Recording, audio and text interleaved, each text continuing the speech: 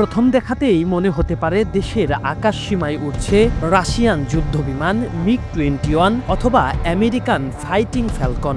কিছুক্ষণের জন্য ভেবে নিতেই পারেন শত্রু বিমান হয়তো আক্রমণ করছে, যেন এক্ষুনি এক মিসাইল এসে পড়বে আর চোখের পলকেই সবকিছু ধ্বংসস্তূপে পরিণত হবে।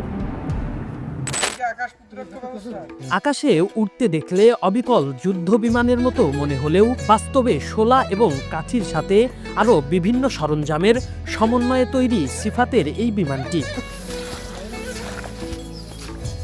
বরগুনার আমতলী উপজেলার গাজীপুর বন্দর মাধ্যমিক বিদ্যালয়ের নবম শ্রেণীর ছাত্র সিফাত। বিমান দেখতে তার বাড়িতে ভিড় করছেন ওই এলাকার উৎসুক জনতা। শুনছি যে দুইটা বিমান বানাইছে, তারপর আজকে শুনলাম যে এই বাড়ির লোকজন আসছে, তারপর সকালে আসলাম, আইসা দেখলাম যে না অনেক সুন্দরই বানাইছে, অনেক মাথায় মেধা খাটাইয়ে এটা তৈরি করছে। আমরা ফেসবুক ইউটিউবে দেখেছি যে সে একটা বিমান বানাইছে, দুইটা বিমান বানাইছে যদিও, তাই আমরা খুবই খুশি হয়েছি, এলাকার মানুষও খুশি।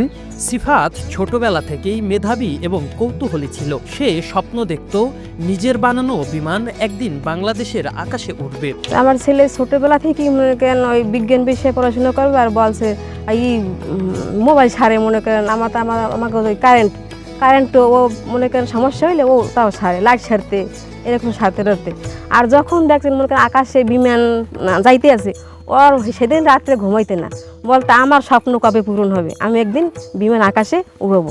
বিমান বানানোর স্বপ্ন পূরণের জন্য সিফাত পরিবারের কাছে প্রথমে কিছু অর্থ চেয়ে হতাশ হয়। দারিদ্রতার কারণে তার বাবা তাকে বিমান বানানোর জন্য টাকা পয়সা দিতে অক্ষম ছিলেন, তবুও তার স্বপ্ন থেমে থাকেনি। প্রথম বলছে আমার কাছে 50,000 টাকা দাও মা, আমি বিমান বানাম।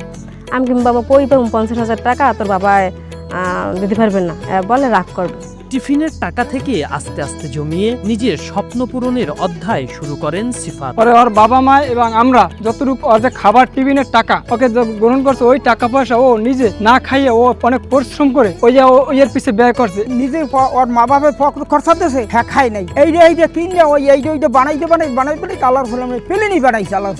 সিফাতের দাবি এই বিমানে রয়েছে আকাশ প্রতিরক্ষা ব্যবস্থা সহ মিসাইল ক্ষেপণের মতো আরো আধুনিক ব্যবস্থা। আমাদের আকাশ সীমাকে নিরাপদ রাখার জন্য, আমাদের শত্রুপক্ষের হাত থেকে আমাদের আকাশ সীমাকে নিরাপদ রাখার জন্য আমি আকাশ প্রতিরক্ষা ব্যবস্থা তৈরি করেছি।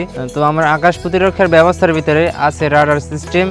আমাদের আকাশ সীমা দিয়ে যদি কোনো শত্রুপক্ষের বিমান যায়, তাহলে আমাদের রাডার আমাদের কন্ট্রোল রুমে সেটা সিঙ্গেল দিবে। আমার সেই কন্ট্রোল রুমের সিঙ্গেল পেয়ে আমরা শত্রুপক্ষের বিমানের দিকে আমরা মিসাইল ছড়বো। প্রথম দিকে পরিবারের মানুষ এবং প্রতিবেশীরা সিফাতের বিমানকে নিছক ছেলে মানুষই ভাবলেও খুব দ্রুতই তাদের ভুল ভাঙে।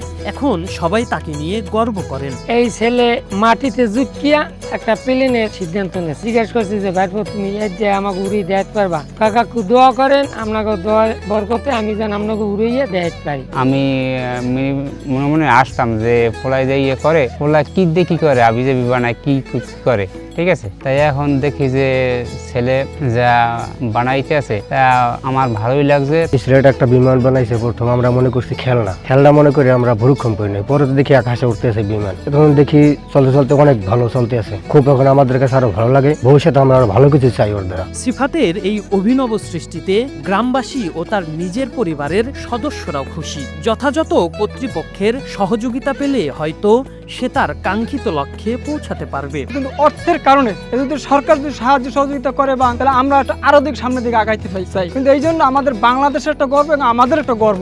এর দিকে যদি আর্থিক সহায়তা কম, আমার সরকার যদি সহযোগিতা করে তাহলে আরো সামনের দিকে এগিয়ে যেতে পারবে। আমাদের দেশের আনাচে কানাচে সুবিধা বঞ্চিত অনেক শিশু কিশোর আছে, যারা একটু পৃষ্ঠপোষকতা পেলেই হয়তো এমন কিছু করে ফেলবে যা দিয়ে দেশ বদলে ফেলা সম্ভব।